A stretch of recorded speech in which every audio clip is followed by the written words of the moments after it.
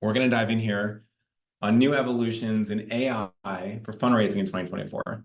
And my number one goal for today is to either make it really accessible for you to start using AI in your fundraising work this week, or, oh, wow, don't know how that happened. Okay.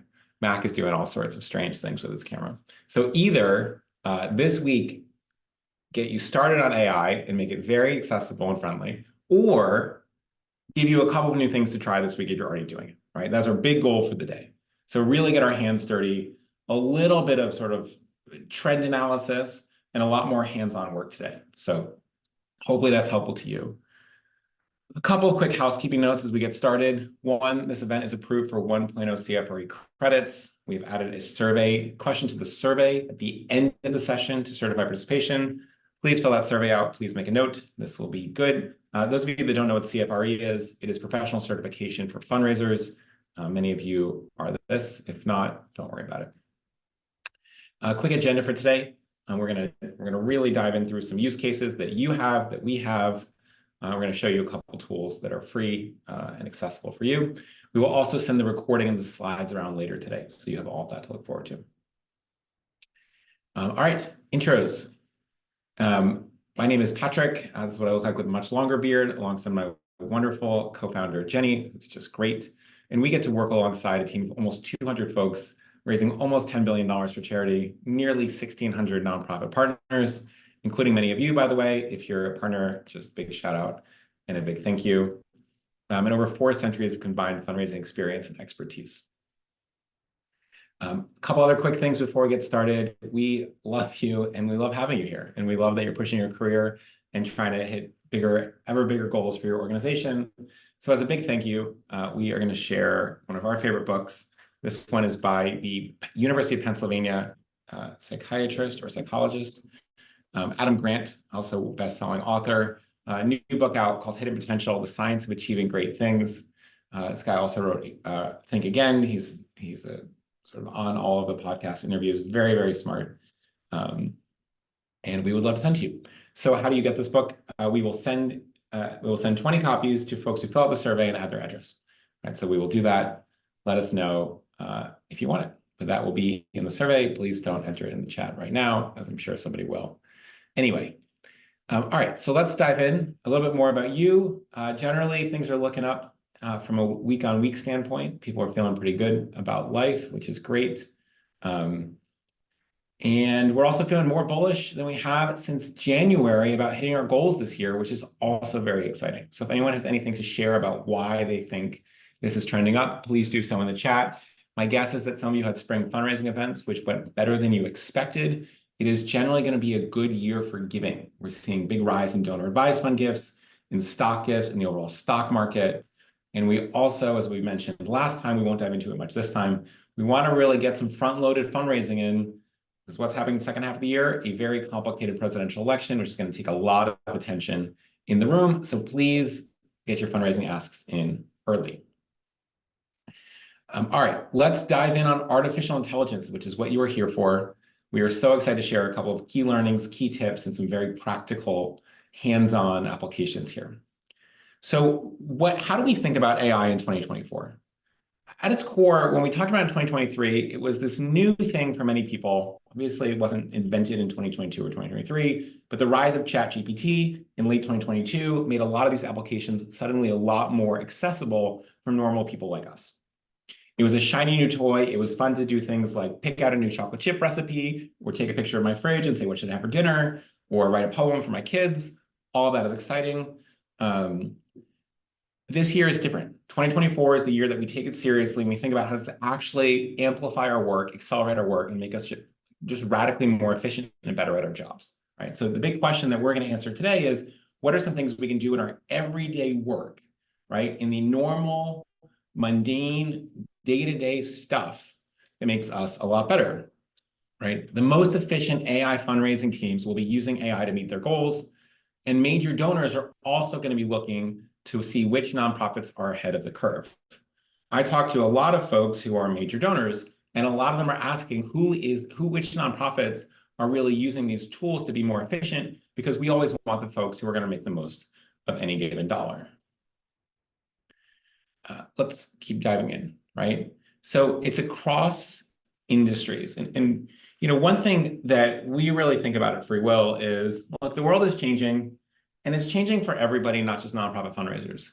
So what are the lessons that we can take from other industries and apply them to philanthropy in order to get a step ahead and make the most of the tools and technologies available to us? So a couple of big things have happened since when we last checked in on AI as a group, right? One is OpenAI launched the GPT Store, which is a platform for users to create, share, and download custom chatbots. There are now 3 million bots there that you can pay for. Meta AI, we're big fans of some folks working at Meta AI, just launched its new chatbot on Facebook, Instagram, and WhatsApp. Why does this matter, right? People talk about Google and Amazon and Netflix and Microsoft and Apple and Meta all in the same sort of the same tone, but Meta has 4 billion users, right, across WhatsApp, Instagram, and Facebook, as well as a couple of other smaller companies. And this is, for a lot of people who are not white-collar professionals, like most of you, going to be the primary way that they interact with AI. And so it's really interesting to see what's happening there. We're also seeing in more complicated and further afield industries like maternal medicine, there's advanced image analysis using AI, and some scientists are calling breakthroughs like this as significant as the invention of the ultrasound. So again, a pretty big deal. And the US railway system is automating train inspections, which makes all of us a lot safer, right? Much more efficient and revolutionizing maintenance roles. Now, you might think, what the heck does railway maintenance or maternal health have to do with fundraising? And the big point here is, across all fields, this stuff is changing very quickly, and it's actually making people a lot better at their jobs. So that's why we are excited about this. A lot of people say, like, well, this is going to be good for data analysis, but what about creativity? What about inventions? And one of my favorite studies that I've shared before, but I want to chat about it some more, is that at Wharton is the business school at the University of Pennsylvania. Those of you that are more tuned into business schools will recognize it as sort of consistently thought of as a top 3 or a top 1 business school, depending on who you're asking. And the professors conducted a study comparing 200 business ideas generated by MBA students. So again, this is a highly selective business school versus ChatGPT-4. And the prompt was, make a new idea or a new product or service appealing to college students that can be made available for $50 or less. Why college students? Well, it turns out University of Pennsylvania also has a lot of college students, so they can easily take these ideas and go survey the college students. Now, what did we learn? Well, GPT is obviously faster than the business school students. 200 ideas in less than an hour, minimum supervision. But the big deal here is when put to the test in an online, what we call purchase intent. Would you like to buy this? That's a purchase intent survey.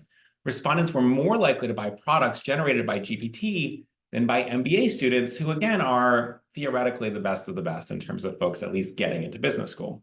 Now, these folks hadn't graduated business school yet, so maybe they get a little smarter along the way. But generally, this is a really interesting insight where we think about the creativity and strategy as only human, and actually this is an area where it might be very helpful to team up with AI. A couple other free tools that I just want to shout out for you, not because they're useful for your fundraising, but because they're useful and fun in your life, and it will help get your mind around this idea that, wow, this can be a really interesting tool, and will start to help you think about more practical uses in your own career. HeyGen.com is a fun tool. You can do things like create an avatar of your own video. There's a bunch of security processes in place, by the way, to prevent deepfakes here. So I know some people will ask about that. You could also record a video of me speaking in English and turn that into a video of me speaking in Italian with my mouth moving differently, my pronunciation, et cetera, while maintaining the tone and sound of my voice. Very, very cool.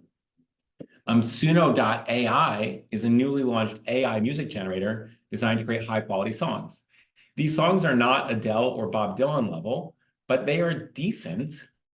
And you can say in a minute, hey, make me a rock song about planned giving, right? Make me a rap song about the town I grew up in, things like that. So you can always go check those out. DALL-E is a little bit older, but it really creates outstanding image generation. And a lot of the images that you see, and you might have guessed this already, on the right side of a lot of these slides are AI generated, right? So we didn't draw these. This porcupine drinking tea has never been created by an actual artist. So why do we use AI in nonprofit fundraising?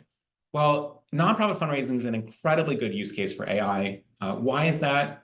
Well, across sectors, the thing that we talk to you all one-on-one all the time on top of things like this. And you say things like we are understaffed, we are undertrained, we are overworked, we are under-resourced. And our work is an area where most of what we do is communication, and much of it is written. MIT research shows that using AI increases productivity, quality of work, and happiness in work, making it a no-brainer for this group, right? So this is a very good avenue. In fact, well, just to summarize before we get to show the MIT research, basically, do we want to do our jobs better? Do we want to do that job faster? And the research says we will enjoy it more by using AI. So all good things. When we look at the MIT research, and don't worry too much if some of this looks like gobbledygook to you, right? It's sort of p-values and research papers and standard deviations. But what the main takeaway here is that folks who used AI, right, on this time taken, right, took a significantly less amount of time to complete a task. The average grades by human graders went up dramatically. And when we said, hey, how fun was this task? It turns out the folks who used AI had a lot more enjoyment of the task, right? So we want you to be more successful at your careers. We want you to take less time to have that success, and we want you to enjoy it, right? These are the big things, which is why we're doing this today. When we asked you whether we already use some form of AI in your work, you can see, oops, let's get out of this. We are having some problems. Let's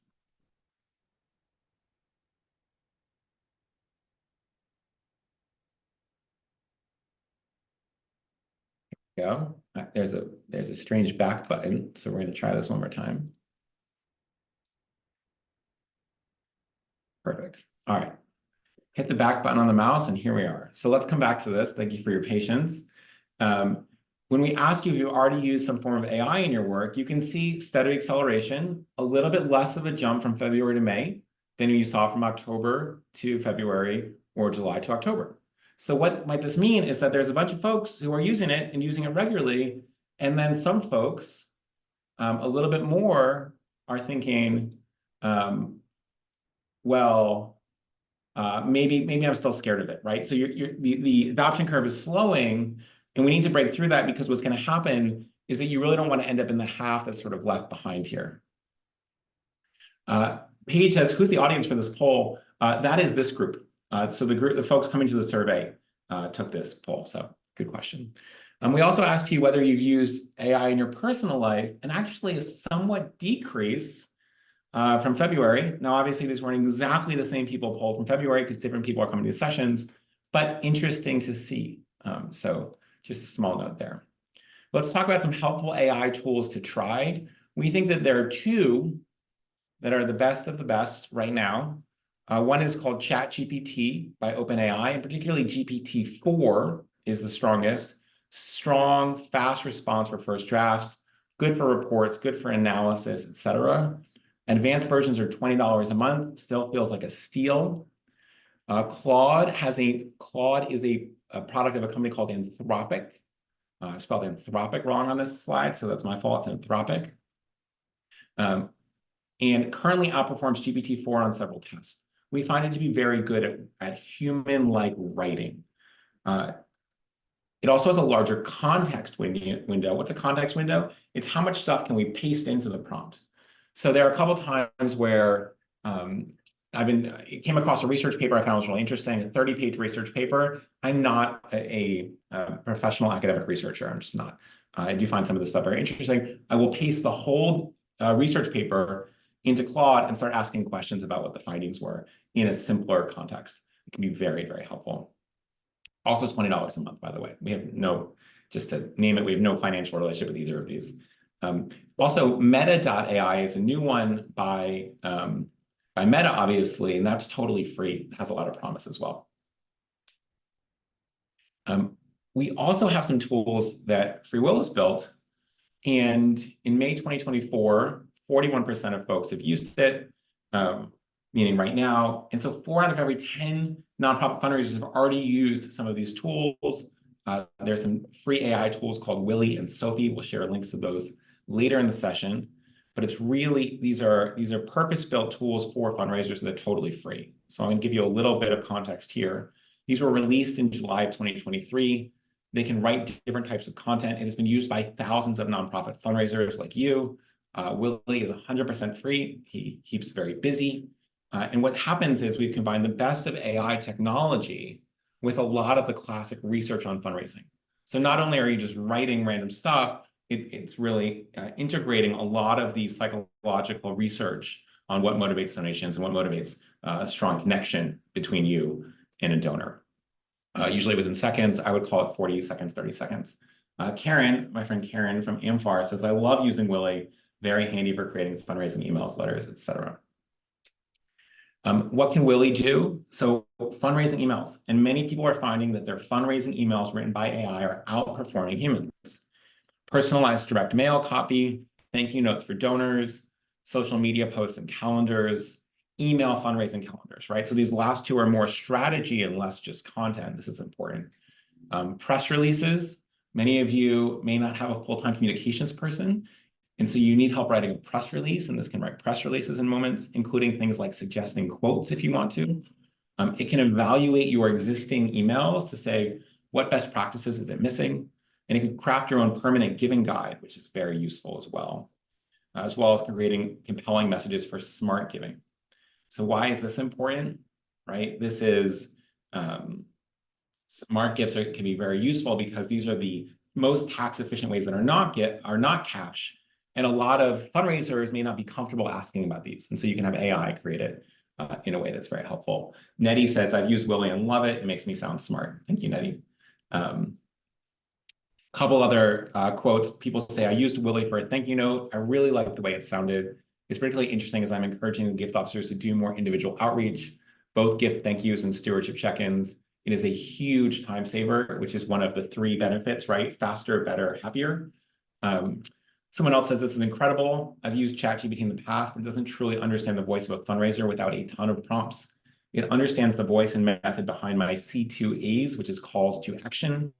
I also think of a fundraiser who manages multiple programs wearing lots of different hats. It gives me the potential to expand my reach and have a baseline for more conversations, right? Because we're more efficient now, we can reach more donors. This is really exciting. Sophie, our faith-based AI tool. Also, you can check out Sophie at freewill.com. Is a nonprofit fundraising writing buddy for faith-based organizations and houses of worship. 100% free. It's built specifically right now for Christian denominations and the main branches of Judaism. We expect to expand that further, right? So that's the start to help with specific fundraising needs. Things like announcements from the pulpit or whatever relevant dais you use on Saturday or Sunday, inserts for a bulletin or similar, ideas for sermons, idea for Bible study questions, appeals for the Jewish high holidays, newsletter articles, social media posts, and so much more. We think this is, I did not make this one, my colleague Chris made this. Those of you, by the way, that are in Boston going to Plan Giving Day in Boston tomorrow, we'll see Chris on a panel about AI talking about exactly this. And this tool is outstanding. If you are a faith-based organization, you can say, I'm a moderately liberal organization with this translation of the Bible that we use with this denomination, and this is the core thing, and it will pull scripture quotes as well as sort of loop it into the whole context. It's really excellent. Really, really smart. And so we're going to talk more about AI in our work, but we think this will keep climbing, right? Our prediction for AI usage in the industry is that by the end of 24, 90% of people on this call will be using AI at least weekly, and half of you will be using it at least daily. I will tell you that as someone who is busy, right, have the good fortune of being co-CEO of FreeWill. We have a lot of staff, we have a lot of customers, we have a lot of challenges, a lot of opportunities, all this stuff. I probably use AI about 12 times every day. And so I'm happy to talk more about how we use that. But I think that the folks and the most efficient people on our team are all using AI daily. It's just across the board, right? We're seeing high performers use it all of the time. Chris says, do you know who is the maker of Willie? Chris, I built it actually, alongside a bunch of our team. So thank you for that question. We asked you how you're using AI in your work and what are other people in the nonprofit sector doing. And we say things like it's supercharging communication with their donors, it's kickstarting creative ideas and projects. And many of you said we're unsure what it has to offer, but we're very open to exploring. So we asked you, right? We asked folks on this call, what did you use? Someone at Moses Brown School says, I've used it to write compelling newsletters for a specific audience, thank you notes, and grant applications. They all needed to be tweaked, but it was a good starting point and saved time. CEO of a nonprofit consulting firm said, I'm writing nominations, I'm writing fundraising appeals, I'm writing content for campaign brochures, I'm doing grant writing, I'm making event promotions, all of this using AI. I'm creating educational documents, motivational introduction emails, and social media posts. This is senior manager of planned giving. I use it to brainstorm and draft messages. I use it as a starting point or to revise something I've already written. This was an assistant director of annual giving. We found that using it to create illustrations, specifically that look like illustrations, meaning similar to what you see on the right, nobody thinks that's a photo, for some of our more sensitive programs, allows us to visually represent the programs to donors in ways that don't create privacy concerns. It's been hugely helpful. Now, this is the really interesting thing, right? If you are a dog shelter, you can use your photos of puppies all the time. But if you were doing sensitive work about a shelter for victims of domestic violence, an adoption agency, right? Something with a lot of children involved, maybe some of these pictures aren't quite as useful. And so can we create some compelling artwork that is an image that accompanies our content in a way that doesn't invade any privacy, right? And so you can do things like that. Obviously, we want to be noting that it's AI when it's not super obvious. Something like that, like frogs drinking tea, nobody thinks that's a realistic photo. We also asked you, what practical questions do you still have around using AI in fundraising? And so I'm gonna show you some of these questions. We're gonna answer them right now before we go into some more demonstrations. What are some actionable steps I can start integrating into my daily work routine to increase efficiency and reduce human error? Step one, I would pick one. You can use Meta AI, you can use ChatGPT. There are some free versions of ChatGPT, by the way. They're not quite as good as GPT-4. So, I think people can make their own decisions as to whether they want to get a subscription for $20 a month. It's probably worth it, but not necessarily. I would leave it open on your desktop all day. And you should try things like you get an email from a donor with a bunch of questions. You can say, please respond to this email and create a first draft there. One of my other steps I really like is whenever I have a bunch of data. So we, for instance, we do 360s for our staff. Many of you do something similar where, a direct report of mine will get, 6 different folks reviewing him or her, and I will read all of them myself. Right? It's part of management, but I'll also put the collection into GPT and say, what are the key themes here? And what are some quotes that sort of outline those key themes from each person? And that will be helpful to me to help sort of start to draft that. The other thing I really like doing is if I have a lot of survey data. So after this session, you all fill out a survey and there'll be a bunch of feedback and we read it. But it's hard to know, like, these things stand out. And we might say, hey, what percentage of, put all the survey responses in there, what percentage of surveys were positive, responses were positive, using positive language, or negative, or critical? And what were the main complaints? What were the main things that people loved most about the webinar? This can be really useful. How can AI provide the personal touch in fundraising? Easy. We'll show you what more that looks like. But for thank you notes, right, for your major giving correspondence, all this stuff can feel so boilerplate when you use it again and again. But because the speed and efficiency with AI is so much better, I'll show you this in a bit, you can create just much more hands-on, intimate communications with your donors in a way that's going to feel really good. This is a very similar question. I'm wondering how it will help us create individualized appeals and stewardship to our supporters and prospects, but we can talk about that as well.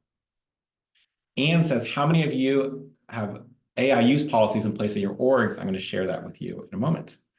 Other big questions, is AI coming for our fundraising jobs? Now, every industry right now is saying, is AI coming for our blank jobs? The answer is likely no. Why is that? Because people that can be more effective are more valuable, right? You can't lay off a major gift officer who is raising $1 million a year or $4 million a year. Instead, you can actually do more as an organization with much less money, right? So that's really exciting. And by the way, the number of job vacancies at nonprofits is through the roof because you have so many retirements of baby boomers, et cetera. But, and this is going to be true of every industry, someone using AI, a human plus AI, is coming for a job that only a human did in the first place, right? You will see a big divide in the performance of folks who are using AI in their normal life versus not. And so teaming up with AI is a great thing for your career, and it's going to be hard to compete in the workplace if you're not when other people are.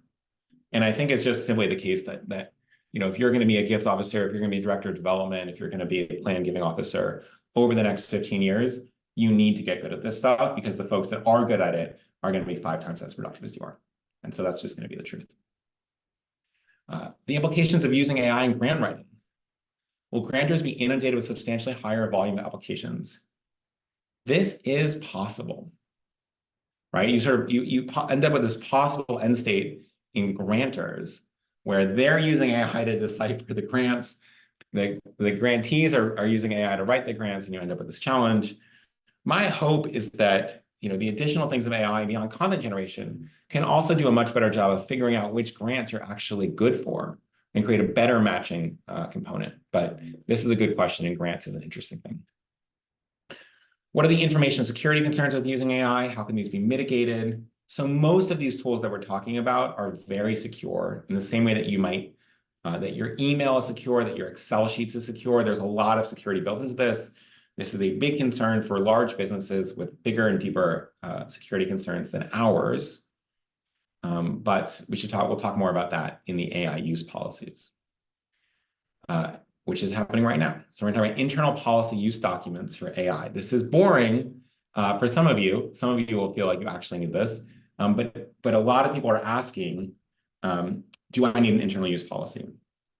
Our view is that you don't need a formal internal use policy to start using AI. You did not use a formal internal policy to start using email, search engines, fax machines, et cetera. That said, some of you still desperately want one, and so we made it for you because we love you, even if we think you're being a little bit risk averse here.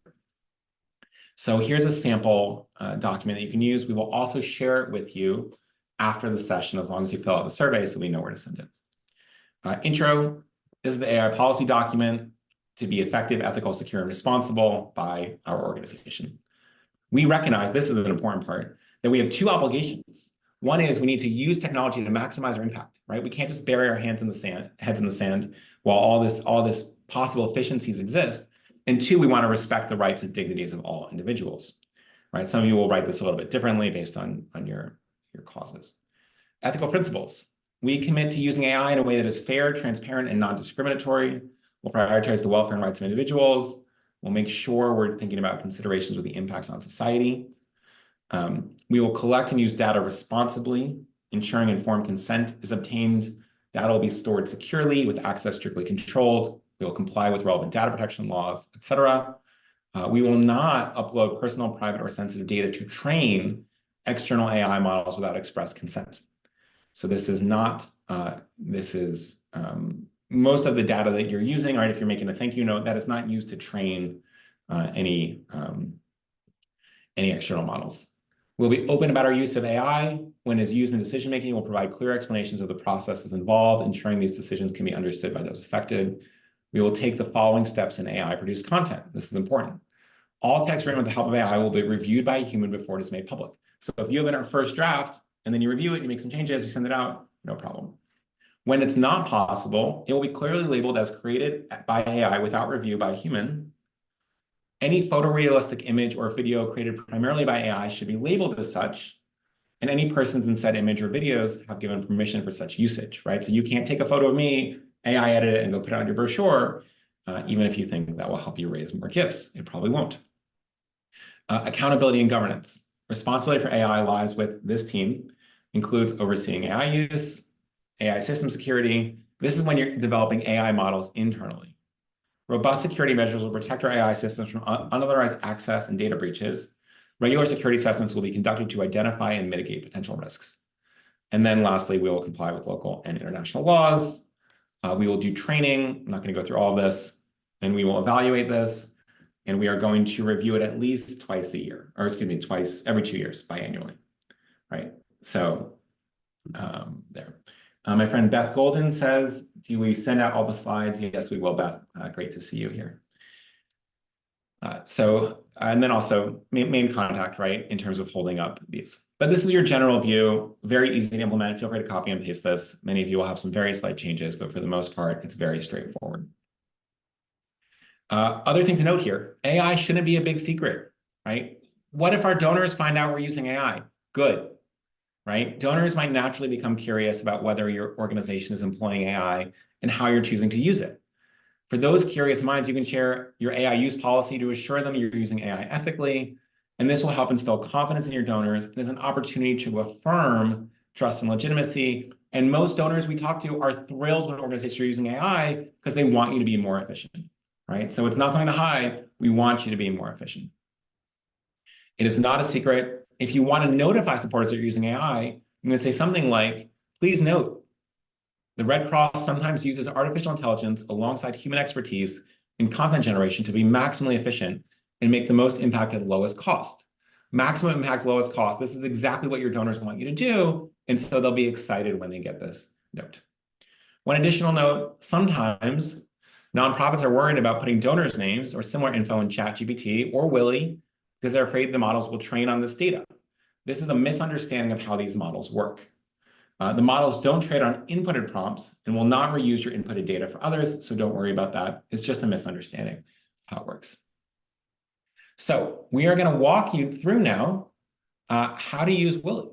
And you might say, what's the address for Willie? We'll tell you in a minute, because if everyone goes there right now, we are probably going to crash the tools.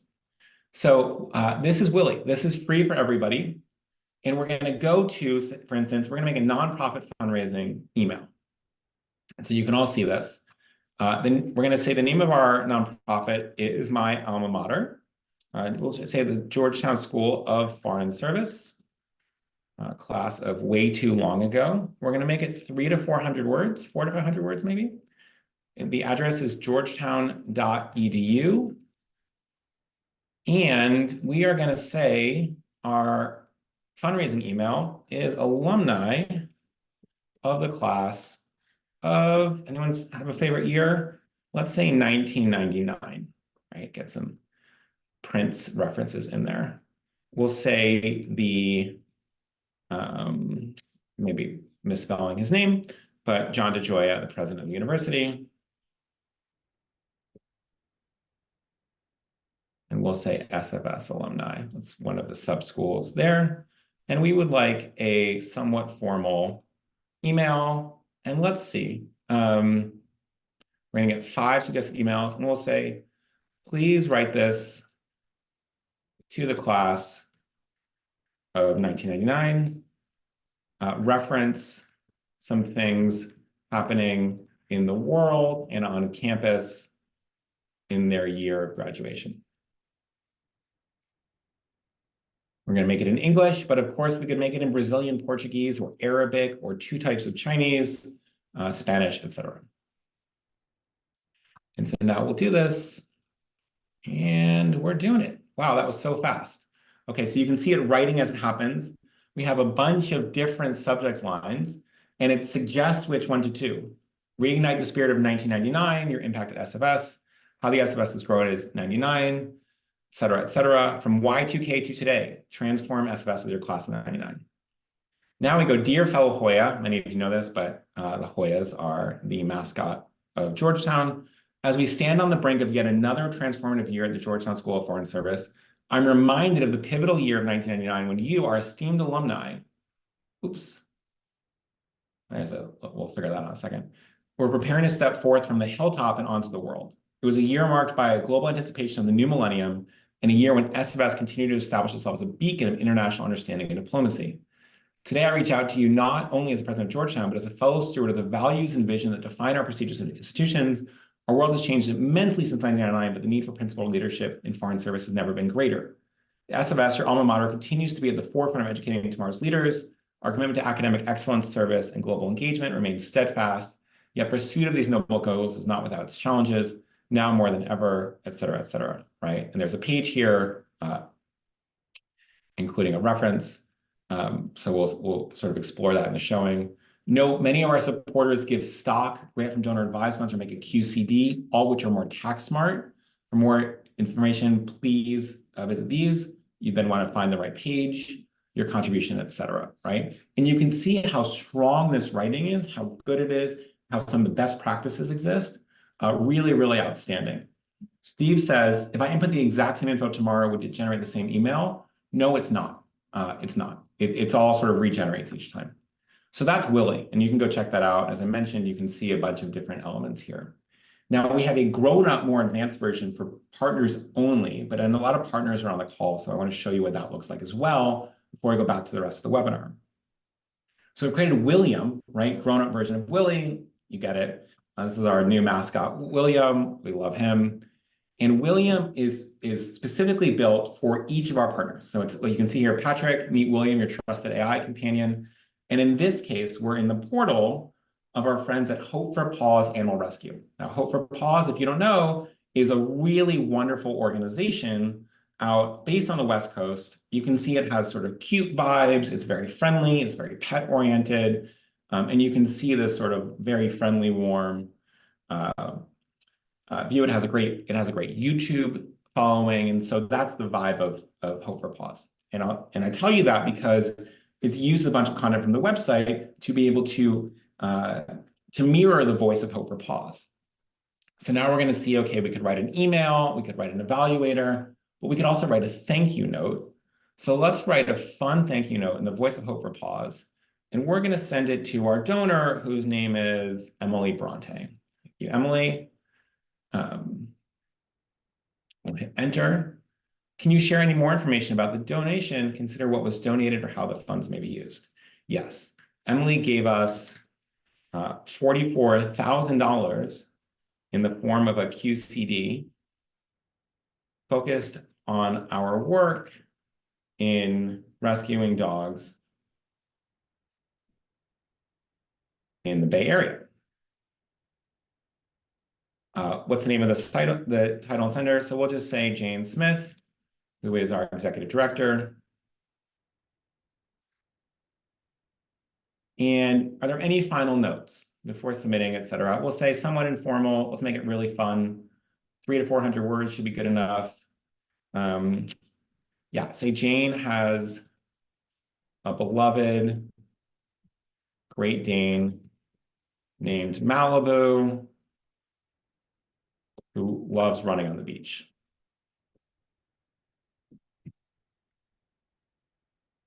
We also had coffee last month.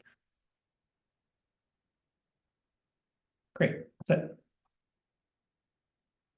And now what we're saying, and by the way, of course, you can pick the tone and it's English. Again, if Jane is a native Spanish speaker, native Arabic speaker, we could write this as well. So this is going to take about a minute, and I'm going to casually kill time as it does. But you can see here, sort of very friendly companion. If I wasn't sort of live narrating what was happening here, this would have, oh geez, what a day in camera world. If it wasn't live narrating what was happening here, it would have taken me about 45 seconds. As it did, it took me about 90 seconds. So we'll let this, this is gonna, there we go. So now we're coming back up and you see that Emily's thank you note is ready. So someone asked, how do I make a much better connection, much deeper connection? We have a couple of subject lines and one that's recommended, but you can always pick, right? So a paw full of appreciation for your generous gift. Your kindness has positively impacted our lives. Again, Hope for Paws is a little bit more fun, and we selected this informal component, right? So you could jack up the formalness and make this more standard, but you can see here, dear Emily Bronte, what a joy it was to reconnect to you with an old friend over coffee last month, and what an honor it is now to extend our warm gratitude for your support through Hope for Paws Animal Rescue.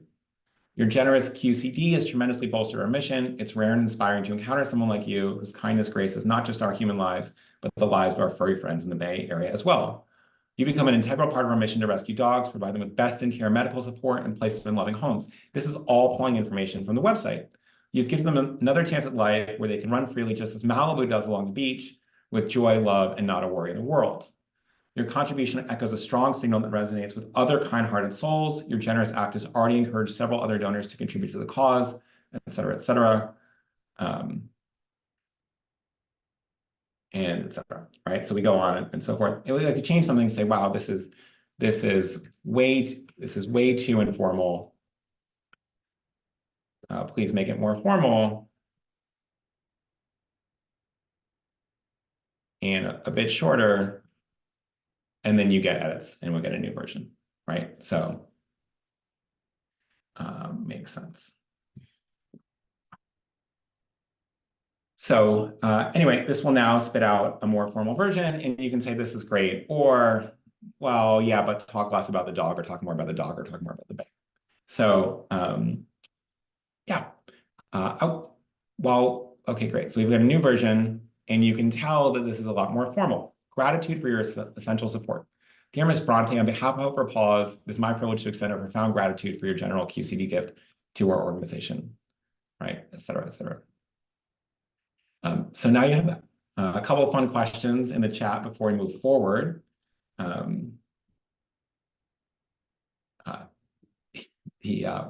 just saw a couple.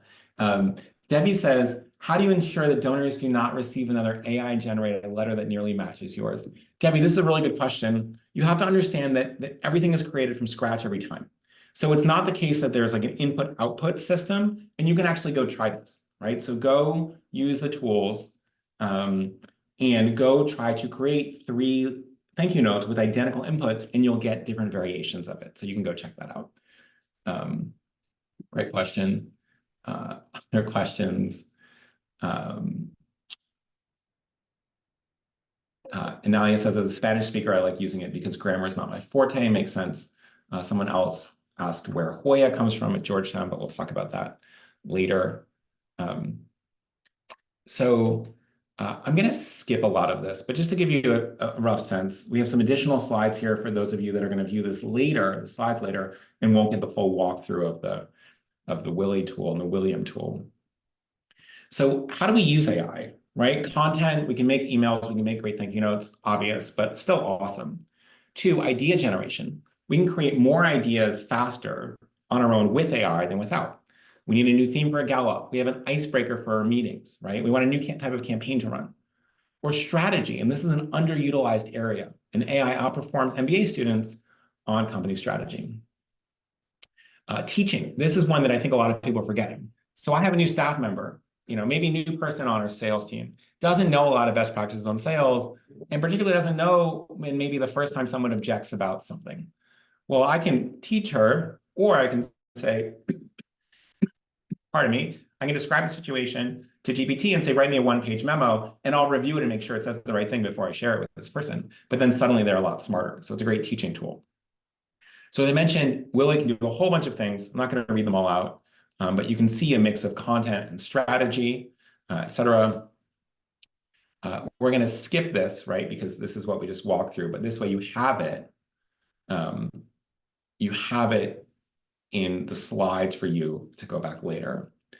A couple other things here, right? The accuracy of output depends on your input. So better parameters, more details about the donor, you're better off. It should follow best practices, unlike GPT, and you'll generate something closer to what you want when you consider the goals you're trying to achieve, right? You want to include the aspects of your work that will most resonate with the intended audience, et cetera. We're going to keep going through this, and you can see this is another example of outputs, so you have that as well. William, we've already showed you this as well. This is, by the way, someone said, what's the difference between Willie and William? William's a more advanced version. We've added a whole bunch of things, and it created specific for a given institution. It is available only to FreeWill partners at the moment. So apologies for that, but I did want it to be super transparent and clear about that as well. What did we see on the early feedback for William, right? The new version that we've just released. Someone said, I used William to write an email and I feel like I'm living in the future. I've been a late adopter of AI, but it was amazing and it felt like our voice. In our world, there's a lot of writing and communication, so to have another brain to get things rolling is really cool. Someone else said, I've written 3 emails using William and I've loved it. I tried William, I thought it was great. And so people are just using it, right? Basically, there's a category of people that are not using AI, category of people that are using AI and finding it really useful.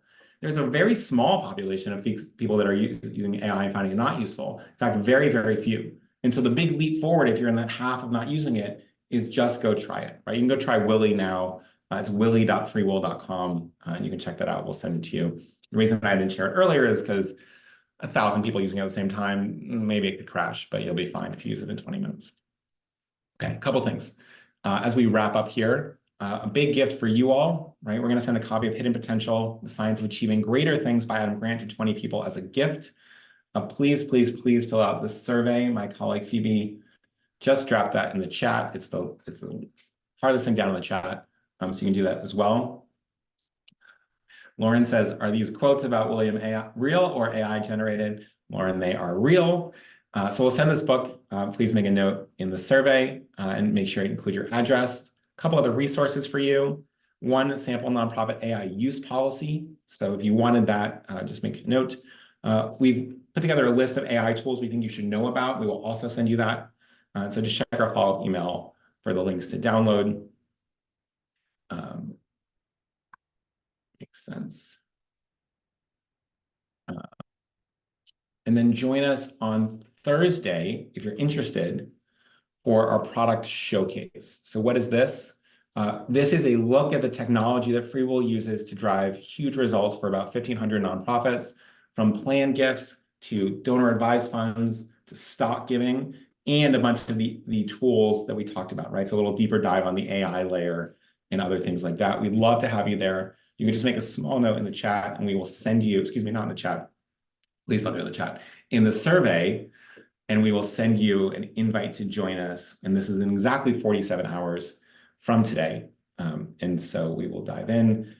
We have not a lot of time, so I'll answer 2 questions or so. But before I do that, I want to say, first of all, I want to say thank you for joining us today. We're sort of diving into the future and exploring the future together, and it makes me really happy to be able to do this with you. So just a really big thank you to you.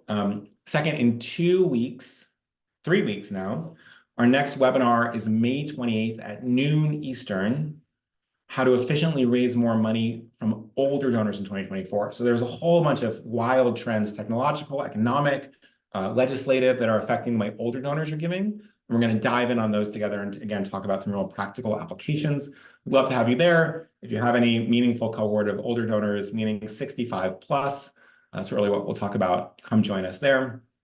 And then if you have any creative ideas or need anything, just shoot me an email at Patrick@FreeWill. You can also find me on LinkedIn. I'm Patrick, last name is Schmitt, but the only one at FreeWill. So pretty easy to do so. So with that,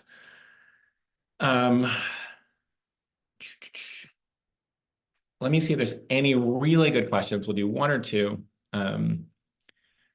Julie says, can Willie be used for impact reports? This is a great start, right? So it's obviously not going to, you got to input the data that you have, but it's a, for your impact reports where you have the data and you're trying to turn it into narrative format, great use of time. Great use of time.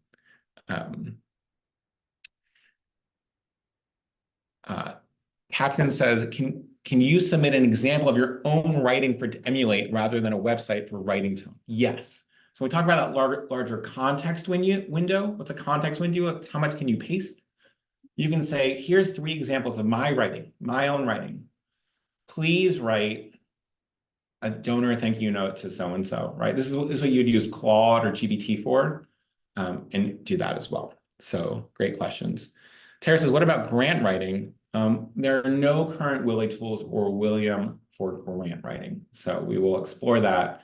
I think there are also some other available tools out there that you can explore, but some cool, I think grant writing will get much more advanced very quickly. So thank you so much. All right, with that, we're gonna wrap up. I hope you all are enjoying the very dawn of summer in some parts of the country. Hope you're having a great time. I saw in the early chat some people are very excited about hockey and basketball playoffs, the dawn of baseball, the dawn of spring, your spring fundraising galas, and so much more. So have a wonderful rest of your week. I hope you get outside a bunch and enjoy it. Hope you keep learning, and loved being here with you. Thank you so much for making the time to spend with us. It just really means a lot. So A lot of gratitude to you all, and have a wonderful week. We will talk to you soon.